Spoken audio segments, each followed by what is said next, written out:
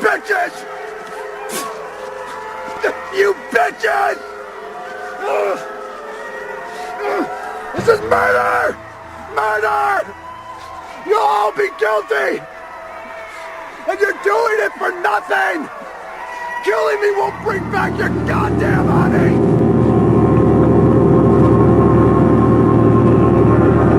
Everything is ready, my darling.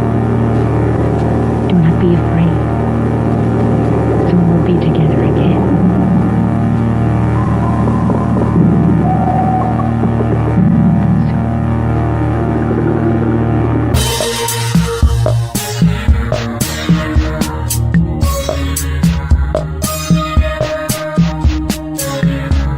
Hello and welcome to Hello, This is the Doom Show. I am Richard. I think I'm Richard. I could be Edward. I am here with Nafa. Welcome back to the show, Nafa. You can call me Honey Malus. Honey Phallus. Yeah. Nafa picked a movie and brought it over. Let's just say this. Say it for what it is. It was something that was preordained. Or if you're Methodist, it's predestination.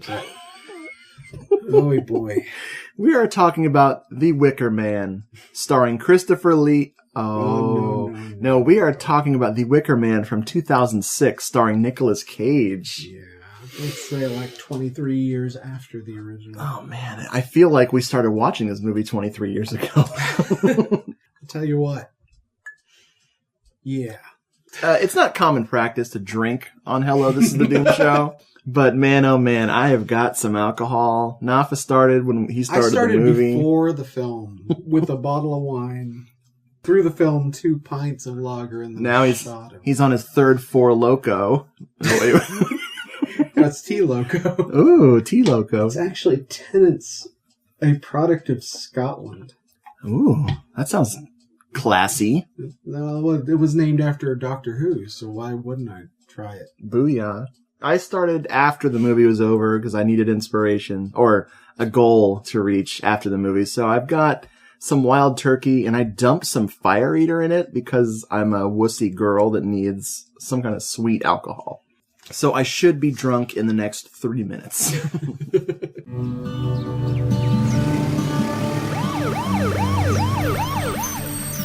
Afternoon. Sorry about the... It's okay. I'll get it.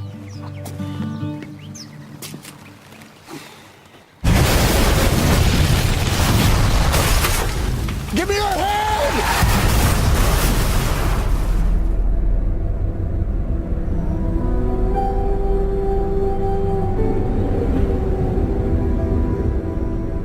Edward, I know that we haven't spoken in a few years. I need your help. I have a daughter. Her name is Rowan. She has been missing for 2 weeks now. I fear she is in danger, so now I turn to you. Be careful and believe nothing that you see or hear. Lost your bearings? Oh, hey. Sorry, snuck up on me there. This is private property. Do you know her? I don't recognize this child. Welcome. My little girl is still here. She has been taken by who I don't know. I'll find her. If she existed, we would know of her. Whose desk is this, Rowan?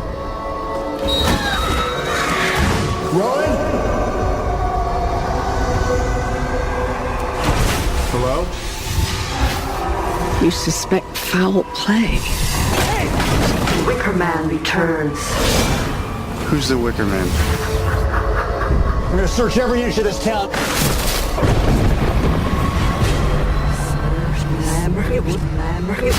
She burned to death. She burned to death. I need your help.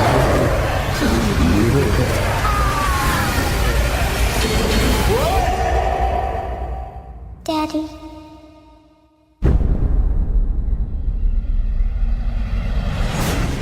Yeah, let's just start with talking about this movie because Let's start with the story. it's a fascinating movie. Starting with Officer Honey. We're in a diner scene, and it's very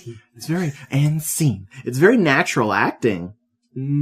His mustache was naturally active. There's a mustache cop, and for some reason we see Nicolas Cage is looking at some self-help books. Before the big reveal that it was Nicolas Cage. Oh no. This is going to be my Nicolas Cage imitation through the whole thing, so like bear with it. After this diner scene that is very significant. What was the significance of it He again? buys self-help tapes, and she calls him Honey. So he's Officer Honey. Mm-hmm. Then he goes about his copley duties, motorcycle style. He's really feeling his job going around. They show him doing different things. It's coprophilia, I'm sure. He's giving tickets. He's giving stickers on people's windows. Coprophilia. So I've been sitting on that joke for 2 hours. Thank you. It was very warm, and it was nice. So it just covered me. Like honey. Oh. So he's following this station wagon, and a dolly falls out the window, which he manages to pick up while he's riding. That was amazing. Yeah, which I thought was a reference to Raising Arizona. He's a ghost rider. Ghost Rider 2, Motorcycle of Vengeance. Is that what it's called? That's what I call it. That's what it should be called. He talks to this mom after he pulls them over. A blonde. She's a blonde, all right, and she's very frazzled. Her daughter is a total dick. A blonde. Another blonde. This little girl threw the dolly out of the window on purpose and to get his attention. And he gives her the doll, and then she immediately throws it out again. Into the street. In the middle of the street. Yes, in the middle of the highway. He goes to get the doll, and then immediately a semi sweeps through and hits the car. Car bursts into flames. Tries to save the girl. Take my hand. She does not want help. She's not screaming. She's very calm. He tries to save her. The car explodes, and... Well, no. Wait. Oh. I'm still not sure if the car explodes or if the girl explodes. She's Small Wonder. She's, what's that? She's a mandroid. Yeah. Somebody will write in with the name of that mandroid. The actress. No, I'm just thinking of the character's name. I can almost remember it. Little Jimmy. Diego. We get the title screen. Apparently this is called The Wicker Man. Same font as the original, if I'm not mistaken. Oh, man. Similar? Bringing it all together. Don't cross blondes. Don't cross the fonts. He looks into the camera still. A lot. Yeah. Be ready for this to happen quite a bit. He's looking at you, the viewer, so you should be very alarmed. Because, yes, he's looking into your soul. He's looking into the theater goer going, you paid $7 for this? You're screwed. Because it's 2006, so it's only $7. At home, he's recuperating from this horrible, thing that happened. A blonde female cop shows up. She's very concerned about him. She wants to know if he's actually leaving the force or if he's really just taking it easy. You know what's funny about this scene? I didn't understand a single word that she was saying. It was very exciting. I'm You missed glad that the whole attention. point of the movie. Because she came in and said, "Buck, buck, buck," and he said, "Buck, buck, buck," and she said, "Buck, buck, buck, buck." That's what I got. All I heard was chicken scratching. She says that no bodies were found at the scene, and so he asks her who they were. And she's like, that's the point, bro. Nobody knows. There's no registration in the car or anything. Wow, I missed that. Yeah, it's pretty stupid. So she brings him his mail that he got at the... MAIL. Mm-hmm. Brings... He's got a stack of get well cards from his buddies. Are you making this part of it? I swear to God. Totally That's what it was. One of them is actually a letter from his old flame named Willow. She's a fucking calligraphy master. And Lieta was watching this with us, and she pointed out how amazing the handwriting was. And that handwriting is pretty sweet. I like it. I'm jealous. They paid a lot to use that font in this movie, and they got their money's worth. Somebody got some kind of money for this movie, and it was probably the calligrapher. He reads this letter from his old flame, and she's asking him to come to a place called Summer's Isle and help her find her missing daughter. She encloses a picture of the little girl. Looks just like the girl that died in the car. Mm-hmm. And Nicolas Cage acts really hard when he sees that picture. Like, he Whew, God, like, I think the DVD almost melted. Still trying to remember the name of Small Wonder. Little Philip? I don't know. Something. So he goes to his cop buddy to ask about this Summers Isle place, and he kind of gives him the rundown of his ex and everything. And the cop with the mustache who we met earlier. Who we talked to? Yep. Did I black out during You this? were passed out for at least 30 minutes. Okay. That's how long this scene took. Because 30 my minutes. notes jump from Don't Trust Blondes to Your Bag is Dripping. We'll get to that. We'll get to the drippy sack. The cop says to him, Wow. The plot thickens. Didn't even know you had a plot. Ooh, burn you. damn, No wonder he's a dick. his friends are assholes. Yeah. So he goes to Summers Isle, which is this... On a boat. On a ferry. I did remember the ferry, and it's the same one that they take in The Ring. That's right. Because it's in Puget Sound / Washington. Mm-hmm. Home of Matt McDonough. No horses. No horses but jumping off. vehicles. Yeah. He sees a little girl who looks just like the girl in the picture. Oh, his name is Rowan, by the way. Chauncey Rowan, or Rowan Atkinson, as we called her. Hello. He has a vision of her and... standing at the railing. Sees someone who looks like the mom as well, and then this sound of the semi comes. He's got some PTSD, or as Chris Pack would say, PTSD's nuts. That's a name drop for all you Chris Packians out there. We should have him on the show sometime. Oh my God. Can you imagine? For Star Wars. Done. Booyah. We just won't let him watch it beforehand. No. We switched the movie. We put in like terms of endearment. There or you something. go. Oh man, Steel Magnolias. What's the one where Sophie had to make a choice? Steel Magnolias. Yes!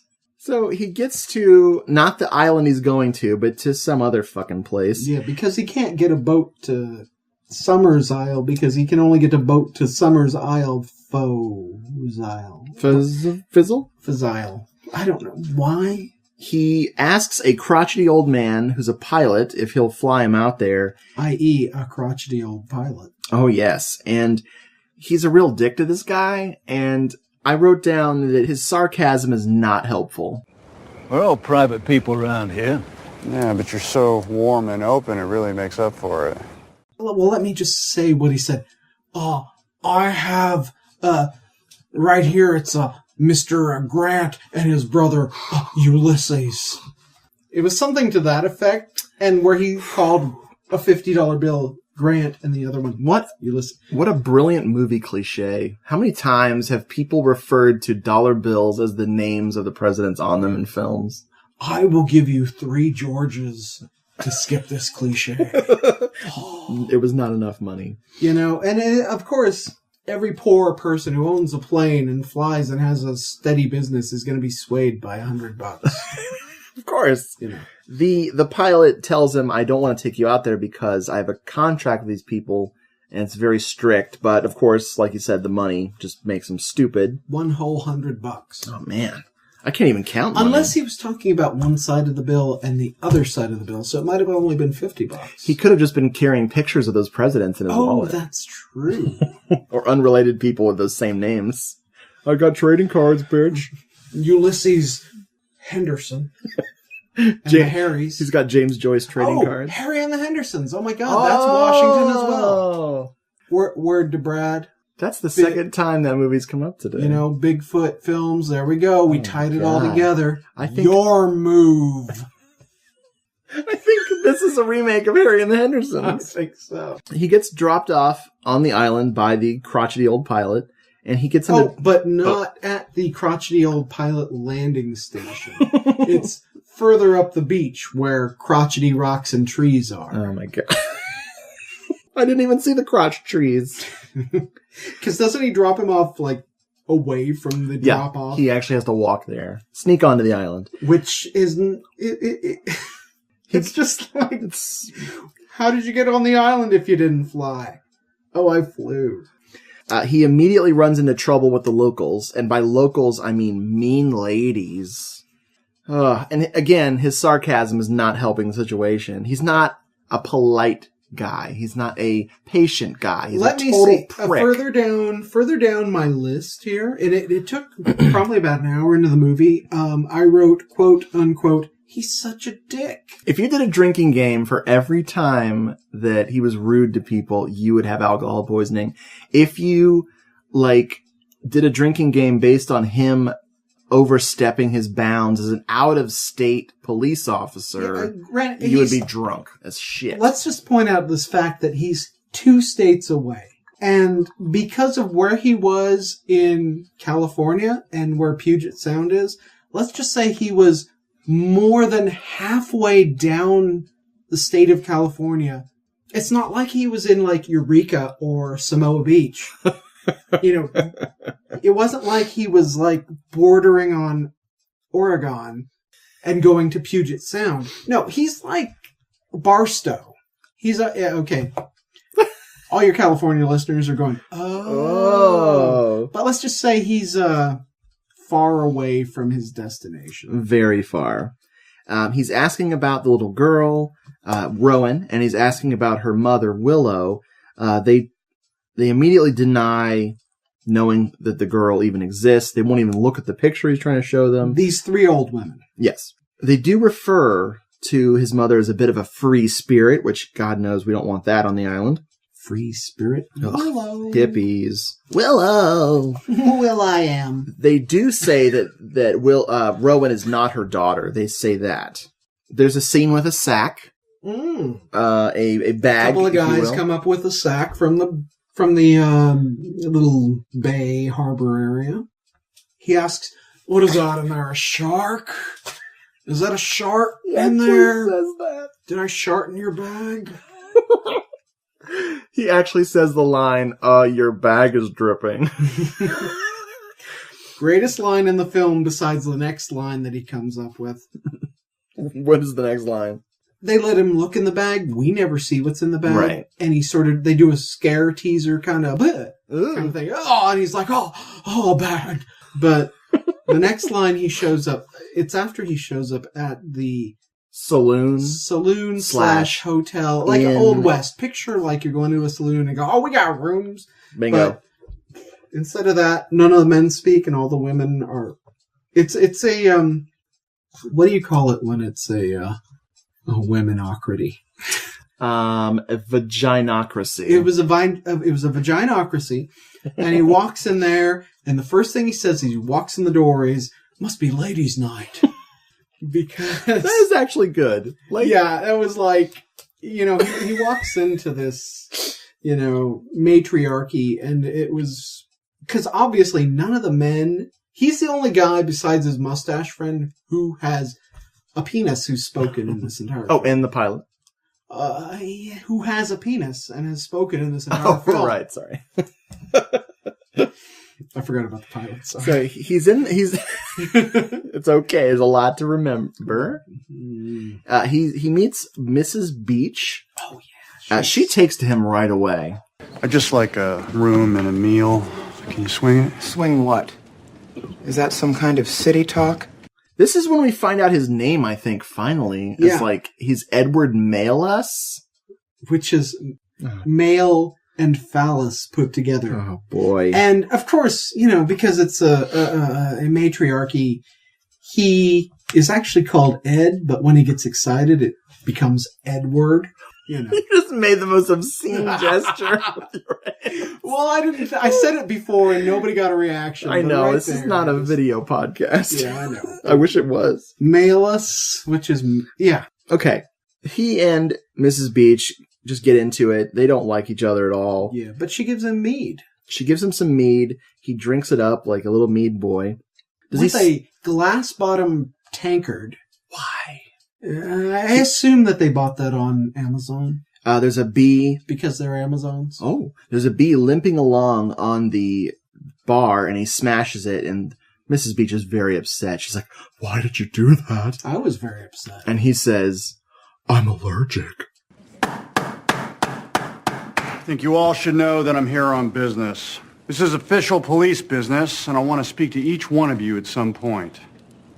Official California business, is it? Because This is Washington. I'm aware of that. Then fine. No, Mrs. Beach, it is not fine. It is anything but fine when a person is lost, especially a child.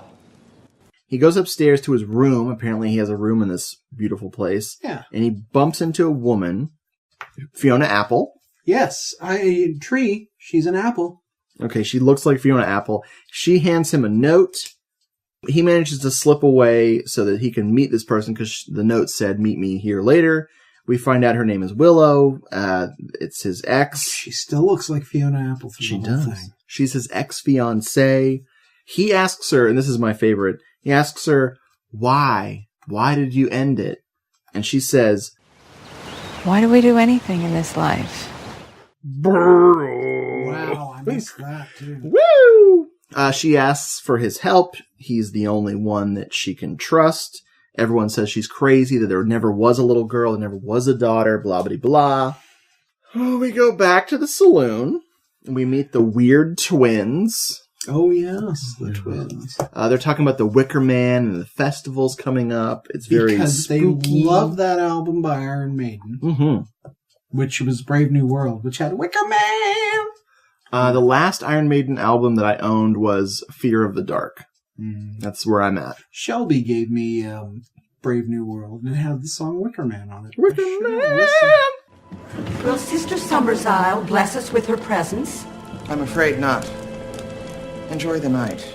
Only make sure you're ready for the day of tomorrow. The time of death and rebirth. Yes. Of the Wicker Man's return.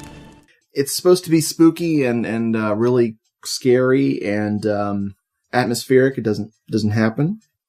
It just doesn't happen. Yeah, it's real vague. He also meets 1996 in here. Sobieski? Yeah. Oh my god, I almost forgot about the Sobes. How could you forget about that? One of the things that keeps us, that kept us going through this movie was the potential of seeing more of Lily Sobieski. She's one of the girls on the island. She's a very comely lass. I call her Sobes. At some point, he goes to sleep and has a dream. He sees the girl that he's looking for on the ferry, and she gets hit by a semi on the ferry. This is the great editing. Leetta says, "No semis on a ferry," which could mean anything. Let's just, I would rather, Dude, you're getting a semi. Well, you know what? That's what I gotta say is, I would rather have spent the last 20 minutes analyzing that sentence so far. Because this film is so dreamlike, and he's such a dick that oh my god, no semis on the ferry kind of would be more a fruitful endeavor. Would you call him a dream dick? He wakes up in the middle of the night from a dream, that very dream I was just talking about, and he looks out the window and he sees the little girl, who's probably Rowan, running around out there. So he goes searching. Before this part, I had written down, this movie is very dreamlike. After this part, I wrote ethereal. I guess I just wasn't paying attention. But in between, I did write, this must have been made during the times when Nick Cage was taking every job he could because of bankruptcy. Yes. Which I actually wrote that at a 45-degree angle on my notes just to make sure that it was injected at this point. Oh, no, perfect. It's very true. We're going to go over the 170 movies that he I'm did. sorry. I also made a big note that said, read his movie resume. Yes. We're gonna go through during Nicolas Cage's troubled times, which may not be over yet. He made 1,000 movies. We'll go over that. Oh, actually, I guess I gotta... In the most pointless bullshit in the frickin' movie, he goes looking for her, for this little girl, and he goes sneaking around in a barn, and he nearly falls through the floor, or does fall through the floor, but he nearly falls on a bunch of pitchforks, and there's a bunch of spooky tense, dramatic music. He falls through the floor, but holds on to a door that swings the opposite direction, yet he's swinging over the pitchforks, and... it is so it's like a pointless little, thing. Like, they didn't know how to end the scenes. They just made this pointless bullcrap. Glad I mentioned it. The next day, back at the saloon, the honey bear on his table is empty, And I Lily... thought you people made this stuff. Lily Sobieski's really rude about it. It's like, you can't have any of our royal honey, bitch. I wish she said bitch, but she doesn't. Why do you have store-bought? I thought you made the stuff here. Look, I just serve what I'm handed. If you don't like it, you'll have to talk to Sister Beach, right? What's with this sister thing, anyway? It's just our way. We don't have any royal honey for you. None at all? No, not a drop. Our crop was cursed last year. I might find you a little bit of sugar. All right. Mrs. Beach then tells him about a bunch of the festivals. Oh, and says, here's your sweetener. Yeah, no royal honey for you. Not sweetener, but sweetener. Sweetener. He sees a photo that's been broken on the wall. There's all these photos from all their festivals. Everyone has a little girl in the center of it. And, of course, the one from last year is broken. And that's the one he suspects that Rowan was in. No one will tell him anything. Next thing you know, he's outside talking to Lily Sobes. And it's really weird. Like, he's like... Look, I'm sorry. What's happening here the day of tomorrow? You mean the day after tomorrow? It's kind of a strange way to put it. Yeah, I suppose. I thought the other was a local expression. Let's see, day after tomorrow would be May the 2nd. No, nothing as far as I know. No, I mean tomorrow. What's happening here then? I told you. You did? When you leave, will you take me with you? And it's this long, drawn-out, horrible conversation where he can't get her to say what tomorrow is. That ends with... her asking him to take her with him when he leaves. That was ridiculous. With her lusty eyes, which I always like her lusty eyes. He goes to the school. We meet Miss Rose, and she's the teacher. And he bursts in on the little girls answering a question. The teacher asks... And Daisy, will you tell us what man represents in his purest form? Yes. Phallic symbol, phallic symbol. School's really changed since I was a kid.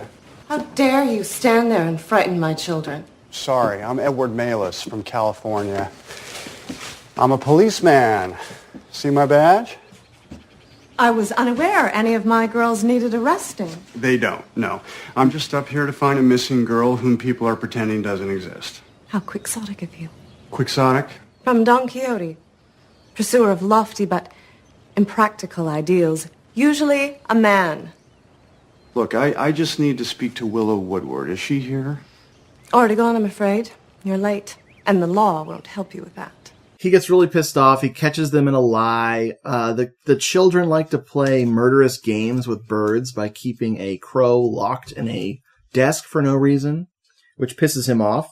He discovers that Rowan is on the frickin', what do you call it? The roll. On the roster, a roll or whatever. And he's like, oh, you're liars. You're all liars. Blah, blah, blah. She goes outside with him to talk about Rowan, and she says that Rowan is dead. She burned to death. Yay. Trees do that. They do. Goes to the churchyard where he sees a freshly buried grave. And... fresh berries. Ooh. Willow shows up and explains that the community blames Rowan for... ... The movie breaks at this point. Like, the movie's been broken and limping along this whole time, but the movie just comes to a complete fucking stop. I'm gonna get a girl's bike. Oh my god. The revelation... See, now, okay. Let me just interject. Please there. do. I'm lost. The fuck? That's it. That's all I gotta say. The movie is fucked, okay? The revelation is that Rowan is their daughter. Apologies for the blue language. Oh man, it's gonna get hot tonight. I don't think I've ever used blue language in one of these podcasts. You used blungwage. A blungwage, yeah. This was the first time I've ever used blungwage. Rowan is their daughter. Dun dun dun. No one cares. So she says that Rowan just disappeared and that all of her toys disappeared. It's like she never existed. He gets interrupted with this boring-ass bullshit with the plane flying in. He has to go see the plane because the man has a radio and he needs to radio in some shit because he suspects murder. He thinks he has proof, so he's got to call for help. He goes to the dock, and the plane, which is one of those watery planes, those aqua jets or wherever you call them, it's like parked in the water, and he can't like swim to it. So he's on the dock, and he looks down on the dock, and he sees his dead daughter like floating. He's like, "Oh my god!" In Rowan. one of the crab traps, because they have crab traps and fish traps that they keep inside the docks, where you'd lift a little door and be like, "Oh, well, we'll keep them fresh down there." But there's a little girl in it. It's daughter fresh. And what is amazing, like, I really feel like out of all the moments in this movie, Nicolas Cage was actually talking directly to the audience during this part. He goes underwater to save the little girl. He grabs her body and then wakes up from a dream. But it's a double dream because he's holding her body, her dead body. Then he wakes up from that dream and he's just sitting on the dock sleeping. And he actually screams, "God damn it!" I really wish they could have finished this film with multiple endings like that. Oh my god! He woke up dressed as a clown, and woke up, don't spoil it, in Obama's lap, and then woke up, as a squid. The other title of this movie was "Thanks, Obama." Now he goes to see the apothecary, Dr. Moss, for some reason. I don't even remember why he's going to see her. And I forgot who the actress is, but Frances Conroy. Yes, from American Horror Story and 6 Feet Under and a bunch of other amazing things that would probably be better to watch than this, but I can't imagine a better movie to watch with you and Lietta than this movie. I love this movie. I don't know whether I love this movie or I really just want to throw my DVD out the window. I love talking about it. It's the greatest. So he goes to see Dr. Moss, and I wrote in my notes, blah, blah, blah. He leaves Dr. Moss's place. But she has all sorts of... Oh, we're coming back to that. Oh, okay. He comes back and snoops around. Oh, is that what happened? Yeah. So, see, I just keep fading out at different points during this film. I don't blame you. Now we see the hooded figures. There's all these hooded figures, and like at the... they might be beekeepers. They might be beekeepers. They could be Lady Gaga dancers. Oh. Hey. Rah, rah. So when she leaves, he sneaks back into her office, and we see things in jars. Jars. Because you can't have a horror movie without fetuses in jars. Fetus Christ, super jar. I'm so glad you remembered to say that. I was waiting and waiting. That's why I had asked. You're like, please jump ahead to that. That was the setup for that. I just don't... no, it's not that I was waiting for you to jump to it. It's just this with this movie... I really don't know when that happened. We should analyze our notes after this is over. No, I'm crossing them out as I go. I'm burning my bridges. No one's reading these out. How'd it get burned? Your bridge. How'd it get burned? How'd it get burned? What happened? Oh man, I wish that was next. Because that was amazing. Okay, so he finds a book that explains everything. The festivals, people getting sacrificed. He finds out that Rowan was meant to be a sacrifice because of her at this festival. It was the worst crops they'd ever had. So we find out that's what they're blaming Rowan for. And it's at this point in the film that I actually wrote in my notes, is it wrong that I want him to die? He's so rude. He's a dick. It's amazing. It's so Nicolas rude. Cage. Nicolas Cage. I did write... he finds the book that explains everything because fuck the audience. I actually wrote that in my notes. Nice. That's pretty much it. So he goes and he runs into Willow again. Hello, Willow. Willow! She says that she wishes she hadn't come back to the island, that she wishes she had stayed with him, and apparently they make out? Or is this around this time? You missed it. I missed it. Lietta saw it. I think Lietta was just fantasizing. I think that she just was actually watching the movie, and you and I were just talking to each other, taking awesome advanced notes. I don't know why they're advanced. Lietta's like, did you just... Oh, we're busted. This isn't a video podcast. They can't see you put your We're hands making on you the adult in this. Yeah, honey, explain the movie. Yeah, where were they making out? In front of her house. He went to go accost her. Did he go to her house? Or to question her. Yes, it was her house. With the front porch and a bunch of debris on the front porch roof that kind of looked like it was in the middle of the forest. They were in front of her house, and he was demanding of her that she tell him something because she wasn't telling him anything. Right. And he was running around acting like a fool on the island, and she wasn't helping him, but she was the reason why he was there. And then, for some reason, they start making out. That's because they used to be fianced. I have one question. First base, second base, third base, home run. How far did he get? Standing kissing. Ew, that's like a shortstop. I have a question. Yes. What movie was this? The one you picked. The Dicker Man. He's a Wicker Man because he drinks Wicca throughout. Ladies and gentlemen, Lietta, help us out. Yay! He borrows a bicycle and he's cruising around. He meets a bunch of men folk. One of them nearly dies. He nearly dies. He rescues this guy from getting killed by some falling logs or whatever the fuck. Aren't you going to say thank you? Or what did he say there? Yeah, exactly. Aren't you going to say thanks? Yeah. None of the men have spoken a word on the island, and that's because... Their wicker dicks are in their mouth. Wicker dicks. Okay. He continues on his way. Let me just say at this point, I do enjoy the fact that you have no clue why the men aren't speaking. Their tongues are ripped out. They never show it. Or whatever, but basically they're being treated as servants, reproductive cattle, which we find out later. Yeah, it's. But other than that, there's no explanation given. Even the fisherman who showed up with the leaky bag early on, it was just like, your bag is dripping, and it was just like, okay, well, we didn't even see what was in that. That's so lame. It could have been. Oh my god, it's lamely awesome. I like your spin. I like your spinning on this. I like the not knowing. I do dig certain films when they just like let your mind wander. Mm-hmm. But we're going out to pasture on this shit. Yeah, we may never come back. But he stole the female bike. And he's cruising along, and he sees a bunch of beehives. Now remember, he's allergic. He's cruising along, he finds a bunch of beehives, and he runs into them, literally. And then pan to a sky shot looking down where they were hexagonal, bee-shaped roads. Honeycomb, if you will. Which was kind of cool. That was a good shot. Say. It's one of the 3 awesome things in this movie that is legit creepy. He gets stung by a bunch of bees, and he tries to use his epi injection. Is that what those are?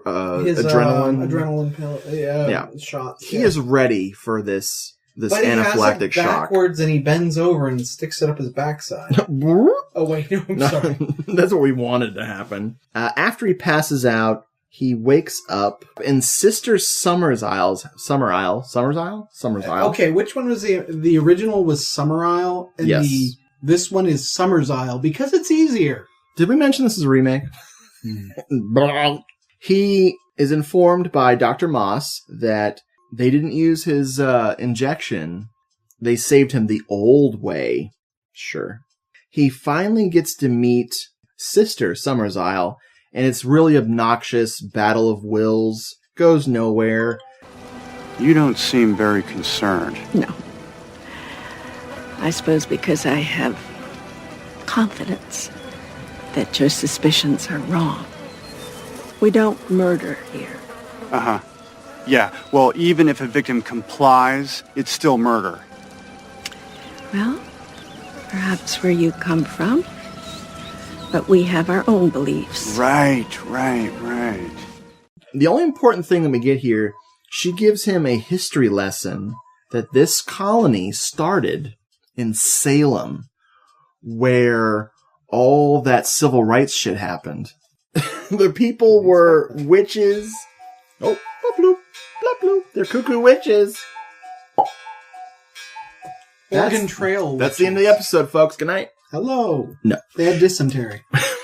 They were missing their friend named Terry. No, they were dissing him. Word. Stop dissing Terry, yo. Ontario? I don't know what I'm talking about. They were pioneer witches, biatch. And they went west because that's what you do. Oregon Trail shit. He asked the man question, like, why do you treat your men so badly? And she's like, no, we need men. And it's, God, who cares? There's something about reproduction. Yeah, they need the men to make the babies. Hold on 1 sec. Before my phone dies, yeah, let me read a list of the films following after The Wicker Man, because Mr. Cage got into some financial difficulties. Yes, please. He was taking every job he could, basically. Because prior to this, he did The Weatherman, National Treasure, Lord of War, World Trade Center. He was doing good. All great films. He was doing good. 2006-ish, bankruptcy hits. Maybe with The Wicker Man, maybe before it. Who knows? I'm not going to judge. But from 2006 through, let's just say through last year, here's a list of what he did. The Wicker Man, The Ant Bully, Next, National Treasure, Book of Secrets, Grindhouse, the Fu Manchu segment, though. It was only one of the ads. Right. Ghost Rider, Bangkok Dangerous, a remix, Knowing, I'm an astrophysicist. Greatest line in that film. You've seen that? Horrible film.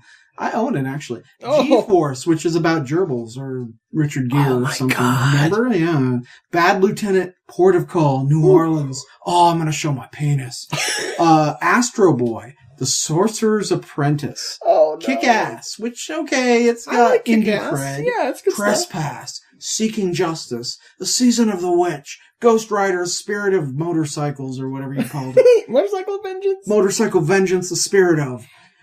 Drive Angry, Stolen, Frozen Ground, The Creeds, Joe, Rage, Outcast, Left Behind, Dying of the Light, The Runner, The Men with No Fear, Bonjour, The Creeds 2, USS Indianapolis, Men of Courage, The Trust, Pay the Ghost, National Treasure 3, Army of One. Okay, I kept going with that, but those are all legitimate titles. I did not make up a single one. I'm going to make up one here right now. Do it. I can't. Daw. There we go. Daw, the movie. Jesus, I can't even. So this was the beginning of the end of his career. This was this was supposed to be the next in a line of great films he made. Because literally, the prior film to this was World Trade Center. Right. I saw that in the theater. Heart-wrenching. Moving film. Let's do The Wicker Man after that. Oh my God. It's another one about giant structures falling down in flames. Yeah. This is I really think this is the beginning of the end. I mean, it's been fun, everybody, but let's get Vampire's Kiss Nicolas Cage back. Those are good. I don't those even are care good times. about that. Leaving Las Vegas, Nicolas Cage. Sure. Yeah, sure. And with a Grammy, and with an Academy Award, and then go. Yeah, he is really obnoxious and rude to Mrs. Summer's Isle.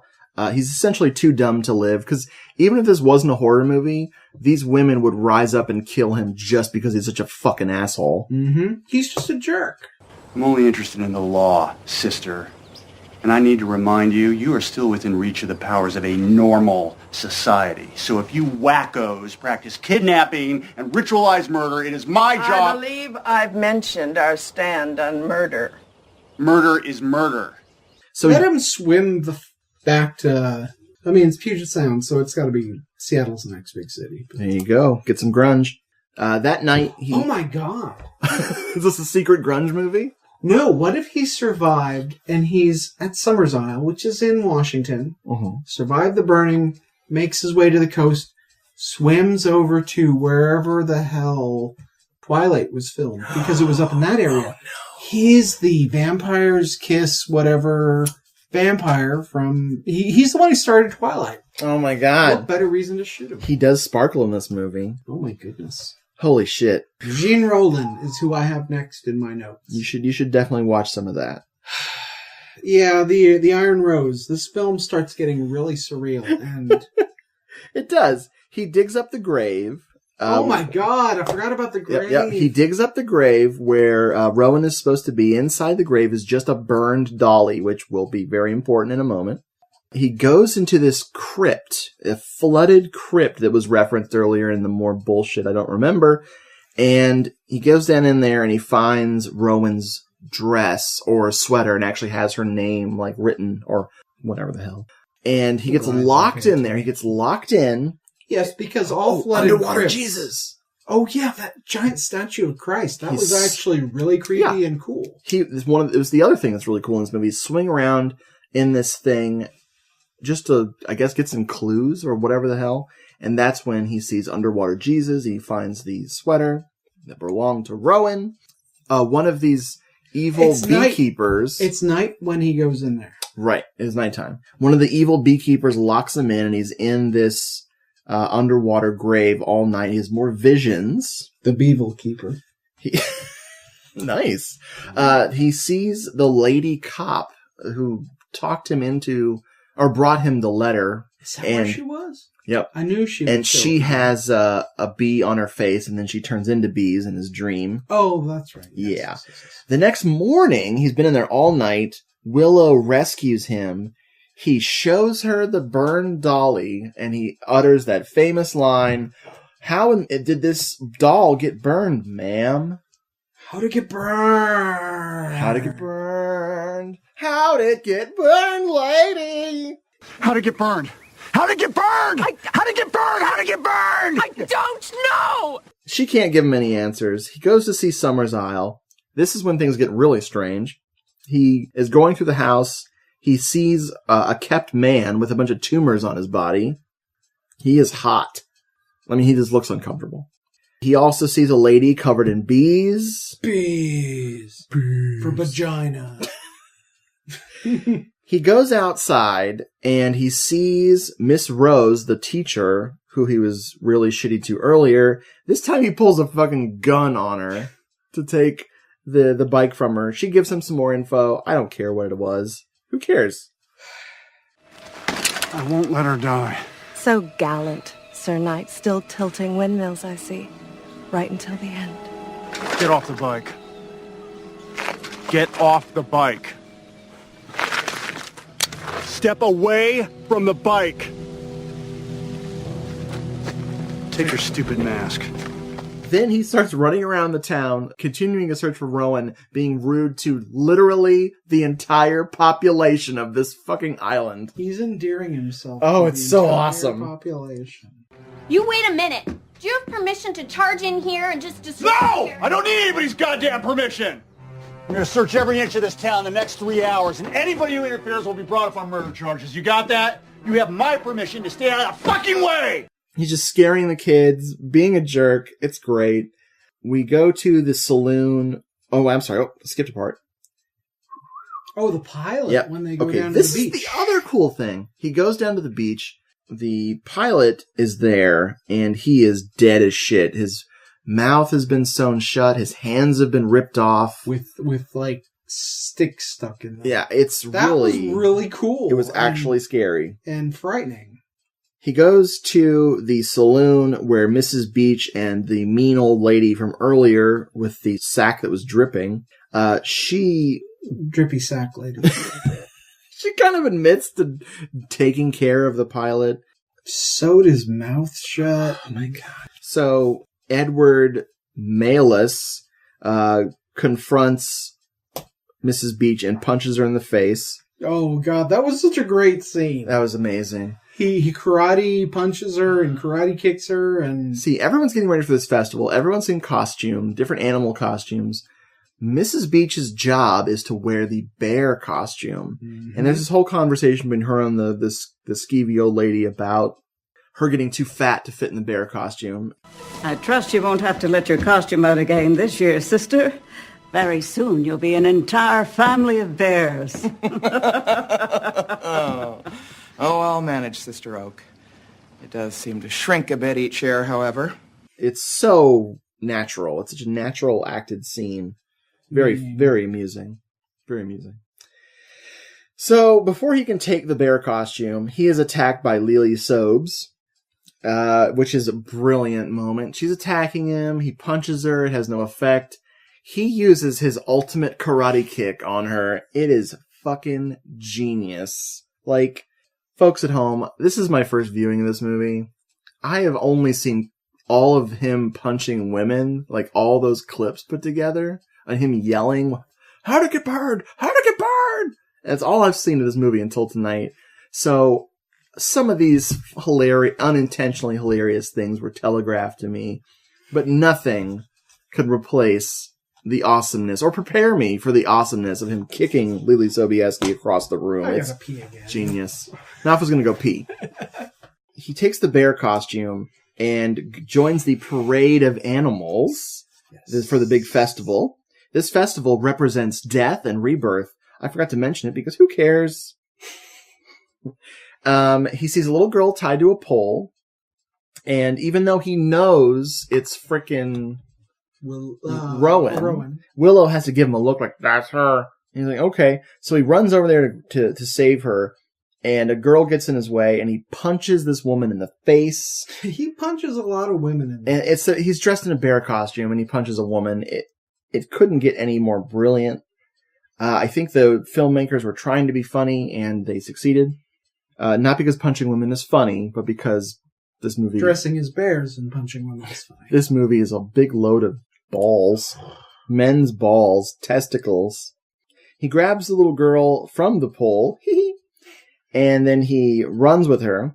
Through wherever. The woods, He's just sort of like running willy-nilly. Leanna pointed out something funny. He takes off the bear costume in the woods, but leaves the little bear feet on. So he's these little fuzzy feet that he's wearing. Oh, is that what she meant by bare feet? Exactly. Bare feet. Zing! The little girl runs ahead of him, and she leads him right into the festival of death and rebirth. Of course, the little girl led him to his own fate. Look out. And I wrote that this is the worst... My God, I just bit my tongue. That was awesome. I can't say anything bad about this movie. It's cursed. This is the worst timeshare scam I've ever seen. Okay. Here we go, folks. We're at the end. Finally. One of two endings. Thanks. Oh, yeah, that's right. There's a special ending. Somebody made a point that alternate endings make movies useless. Like, it makes your big, awesome ending useless because you know there's an alternate ending. I'm like, oh, that's interesting. I don't agree with that necessarily. No, I don't. I'd actually... It's a good theory. Just take the film as two separate realities. You can't do that. Oh, shit. He's going to be the sacrifice. He's going to be the one who's going to bring the honey back. Bringing honey back. He pulls out his gun, which for some reason he's had this whole time. Which, yeah, I totally... That's an aspect of this that I totally read. No bullets. He pulls the trigger. Nothing happens. And of course, Willow has the bullets. She throws them on the ground, and she's making this really like Fiona Apple kind of face. Like, was it Willow or was it? No, it was Willow. Okay. It was totally Willow. I didn't know if it was that or Summers. We think we saw the cop, the female cop that started this whole thing, unmasked, but who knows? Well, she's blonde, so of course she is. Oh yeah, all the blonde women are evil in this movie. It's awesome.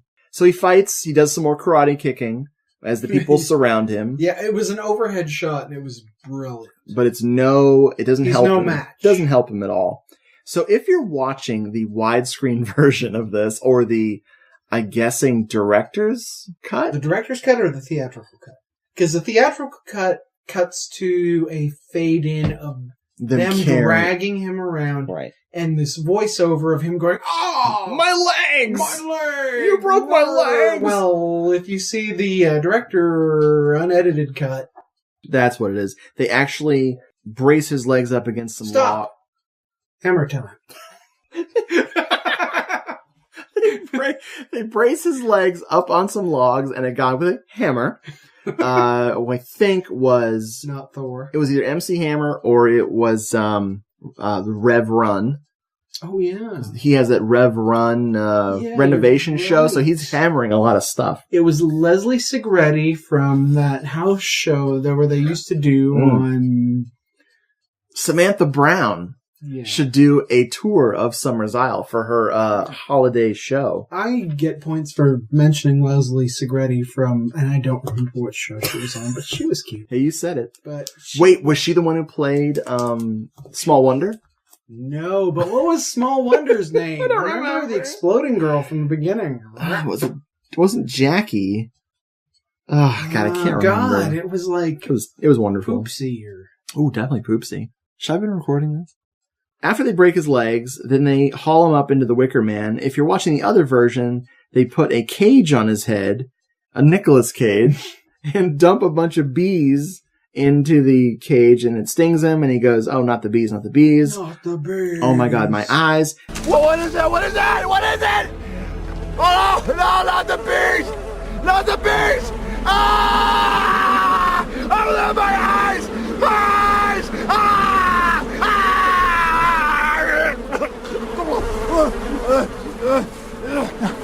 The bees in this scene look so terrible. They didn't finish so the CGI. bad. No, they didn't bother finishing it. It looks like They shit. knew they weren't going with this ending. As he's dying from anaphylactic shock, they finally break out his adrenaline shot and give it to him to keep him alive so they can sacrifice a living person. So they drag him by his legs up into the Wicker Man. 60 feet up inside this Which wicker. you noticed something interesting was 90 that feet? if they broke his kneecap, like if they kneecapped this guy and they're hauling him up. He'd be screaming. Exactly. He would be awake. He's sort of half passed out at this point. He's in this big wicker structure. His own daughter / Rowan, the little mystery girl, runs up with the torch and lights him up. She's a mystery. He burns to death. And we get, he dies. It's very, emotionally painful. I really felt a lot. Just kidding. 6 months later, we see Willow and Lily Sobes out in the real world, Seattle. Was it really Seattle again? I don't know, but I made a real world joke. Oh, Jesus. When 6 people stop living together and get real, Lily Sobes comes and gets you a drink. So she's talking to James Franco at a bar and is picking him up and wants to go back to his place. Oh, who was the other guy? John Ritter's kid, who was on TV at the time when this movie came out. There you go. Lily Sobieski's face. 8 simple rules for dating my widow. Doctor, that's cruel and unusually awesome. Willow, she goes off with John Ritter's kid, and James Franco and Lily Sobes are hanging out, and she's got a lusty face because she wants him to die in The Wicker Man 2, and we hear the screams of Nicolas Cage, and the movie's over because, my God, it had to end somewhere. Leslie Segretti was in While You Were Out. Oh, remember the, who was the movie dedicated to? That's my last note here. This movie was dedicated to someone very important, and it fucking blew my mind out of my ass. Who was it? It was. I can't even think of any of their stupid songs. Blitzkrieg Bop. Yeah. This movie was dedicated to the Not to Joey. Not to Dee Dee. Not to Frankie. Not to Bipsy. Not to Avalon. It was dedicated. There's Leslie Segretti. Oh, she's so cute. Yeah. It was dedicated to Johnny Ramone, and that just blew my mind. I had no idea what the hell this was. You looked it up, and why is it dedicated to him? Because he was friends with Nicolas Cage, and Nicolas Cage showed him the original film. And Johnny died a year before production, or before the film came out, and blah, blah, blah.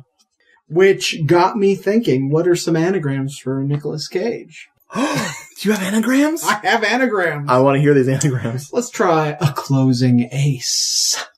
Let's try gal's cocaine. Let's try a scenic goal. And finally, let's go with laconic sage. Because that's the most apt for describing this freaking film. Laconic sage was the best description of this film. Oh my God. Which was a film by a director who also directed Death at a Funeral.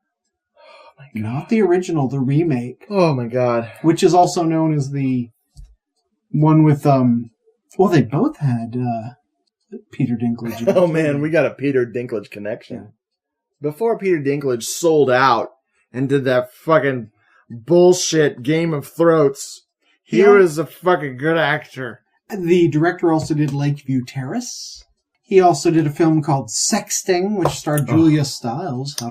Who's also Lily Sobieski. I know. That's why I used to get those two confused. Save the Last Dance. He also directed a film called Nurse Betty. Oh, jeez. Which made me punch myself. That movie is a punch in the face to anyone who watches it. You know, when you said who could do better than Nick Cage in this film, you said you had an idea. I have lots of people. I have a couple ideas. And I have one final idea. Okay. I have 3 ideas. I have 7 people. I'm going to go quickly. Okay. These are people that I think would have been amazing in this movie for different reasons. Instead of Nicolas Cage playing... I've just added another one. There you go. Playing Edward Malus, or Edward the Penis Man, who penises a lot. Okay. Keanu Reeves. You started going into this. I was accidentally doing a Keanu Reeves impression when I was trying to do a Nicolas Cage impression, so there you go. I think we discussed David Caruso as being amazing in this movie instead of Nicolas Cage. I also picked Chris Rock. I think Chris Rock would have been fucking awesome in the Wicker Man. That would have been genius. David Schwimmer. Yeah, that you said that. Because I was thinking of another person who talks like Nicolas Cage, and that was David Schwimmer, in my mind anyway. John Leguizamo as Edward Malus would have been fucking great. Oh my god, that would have been good, actually. Now, exactly, someone who actually would have made it good. Also, Tim Roth would have made this good. Oh, well, yeah. Okay. But Now, Lietta picked one, and this would have put it over the top. David Thewlis. Honey, what was David Thewlis? She's coming. Lietta's coming back on the show, folks. She told me and I forgot, but I know the face, but I can't remember the character. Okay, so more modernly known as Remus Lupin from Harry Potter. See? So David Thewlis. David Thewlis. You told me his name and I completely forgot, but I remember his face. Oh yeah, he would have been in the movie really good. It would have been like... He's a very sincere actor. This would have been a legit remake instead of the Nicolas Cage Disaster Hour. Who have you got on your list? I must know this. Well, my first pick above them all was Rip Taylor. Oh my god, there's a body everywhere. The bees. Second, John Turturro. John Turturro would have been a good... that would have been a good movie. Solid. Third, French Stewart. As his Third Rock from the Sun character. I'm an alien. That's sort of saying Rip Taylor, too. Nice. Next on my list was Stone Cold Steve Austin. Holy shit. That would have been goddamn sons of bitches and he just would have stunned everybody. And it would have ended differently. Why couldn't he have been He broke? would have stunned the little girl. He should have played Rowan, the little girl. Mm-hmm. Now, he seriously would have just knocked it out of the park. And finally, well, now I'm interjecting another one, Vinnie Jones, because he wouldn't have taken any shit, and he would have blown up the island, fixed the plane, and pissed off back to England. He would have punched the women before it was absolutely not necessary to punch he would have, the women. when he walked onto the island, your bag is dripping. You know? That would have been great. Oh my god. And finally, my last one on my list, rather than Nicolas Cage. Yeah. No one. It shouldn't have been remade. No one could have done it better than Nicolas Cage. That was a good surprise. I wasn't expecting it. That's called a swerve. So what we didn't do to prepare for this was watch the original. How do you like the original? I enjoyed it. It's much that very... It's a timepiece that's very surreal in its own, and... you know, the musical number in the original was kind of like... with you said it was Ingrid Pitt? I believe it's Ingrid Pitt. I mean, how can you beat that? You can't. You can't beat that. I mean, there was so much about the original that... it's completely dreamlike up until the end. This one... was so... It pulled you out of the film too many times to broken. It pulled you out too many times out of the film to be a completely surreal, dreamlike thing. That being said, and I've been struggling with it since we put it on, of whether I really like this film or I really hate this film, I'm siding with I really like this film. I mean, I would watch it again. That's fascinating. It'll be a little while, but... It's something that I just... It's such a train wreck. Unexpected. You know, I didn't have high hopes going into it. And granted, Lily Sobieski in it doesn't hurt. No. But as a whole, maybe it's the overacting. Maybe it's something Shatner-esque about Nicolas Cage. But there's something endearing about it. And it's something about not knowing who to root for. But... What do you think? I like the original with the condition on it that, because I refuse to say caveat. The condition on it, gentlemen, the caveat. That's another inside joke for you folks. Yeah. You'll never know the truth. I think you just slapped yourself in the face really hard. I thought my glasses were there. I'm glad you didn't break them. That's another theme with us recording, is you almost breaking your glasses. Is it? Yeah, with the Forer promo. Oh, so right. I like the original. I don't want to watch it all the time. Like, if I watch the original every 20 years, I'll be happy. It's a fantastic film. It's a well-made film. I've read a lot about it, and as far as like how it was written and like what influences the screenwriter and the director used to kind of put it together, blah, blah, blah. It's just not my favorite. It's just, I think it's a little overrated. This is dog shit. Like, but good dog shit. Like, it's fun to watch with a friend, and like, if you really pay attention, you get so much weird shit going on in this. It's a battle of the sexes movie that does not know what it's trying to say at all. Like, women are freaking evil. Men are stupid and deserve to die. So you're kind of like, what? I don't know how I feel about this. It's more watchable than the original. Yeah, it's any of it. I'll hand you that. It's definitely, it has no emotional punch. The end of the original is disturbing and sad. You care. You've been leading up to this whole thing. It's been so disturbing. This has no atmosphere other than those little moments we talked about. You nailed it right there with that sentence. The first one was tragic. The ending was sad. I don't want to relive that ending because it was like, oh my God, that's gut-wrenching. It's Nicolas Cage in a bonfire. I'll watch that over and over, you know? But, I mean, you don't have that innocent connection of tragedy that you had in the first one. It's true. It's true. But yeah, I can't say enough. Like, if you have a bunch of people who want to watch something dumb and you want to laugh about it, just really drink alcohol and pay attention to the dialogue in this. It's fucking genius. And it's for Joey Ramone, so how can you not like Johnny? Johnny Ramone. What's the difference? I'm a Sex Pistols fan. They're all skeletons now? And scene. Folks, thanks for listening. Nafa, thank you for being on the show. Thanks for having me. Oh, man. I feel like I've had you more than ever tonight. Stay away from my Nicolas Cage. What did you say about the bear in the cage? You can't keep this bear in a Nicolas Cage. I don't remember. There's so much good in this film to sit around and watch with friends. Yeah. That if you like National Treasure, if you like Raising Arizona, if you like Leaving Las Vegas, if you like any Nicolas Cage film and you're familiar with it, not even well-versed, but if you're familiar with it, this film brings it all back home. Yes. It was, the American tragedy that is Nicolas Cage. And Summersile versus Summer Isle, because Americans can't say Summer Isle, apparently. Wow. I'm half Samoan, so I can say it. Summer Isle. Man, you're a mess. You're just more racist against Americans. No one's done that in years. Good night. Bye.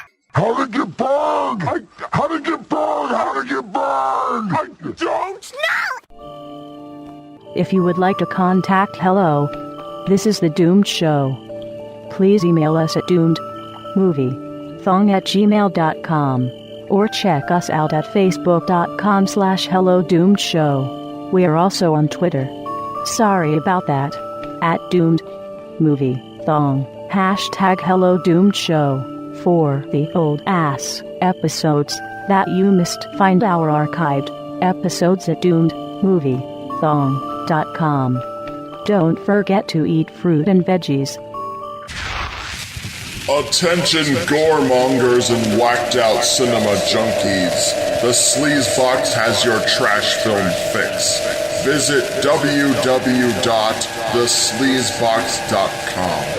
I repeat, www.thesleazebox.com with titles like Scumbags, Naughty Dirty Nasty, Burglar from Hell, Hell Walks the Earth, Make Them Die Sleazy, and American Holocaust. You can't go wrong.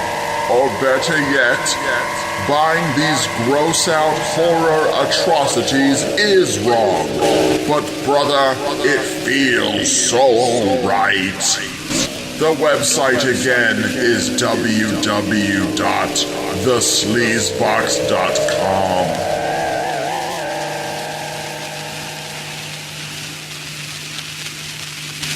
Hello, my name is Rod Barnett. I'm Troy Gwynn. And we are your genial co-hosts for NashyCast, the podcast about the films of Paul Naschy. If you don't know who Paul Naschy is, you need to learn. Spanish horror icon, writer, director, actor, makeup artist. He is all of these things and more. Paul Naschy, one of the greatest genre filmmakers of all time. Do titles like Horror Rises from the Tomb, Vengeance of the Mummy, Werewolf Shadow, House of Psychotic Women, Blue Eyes of the Broken Doll, Mark of the Werewolf make you want to see more?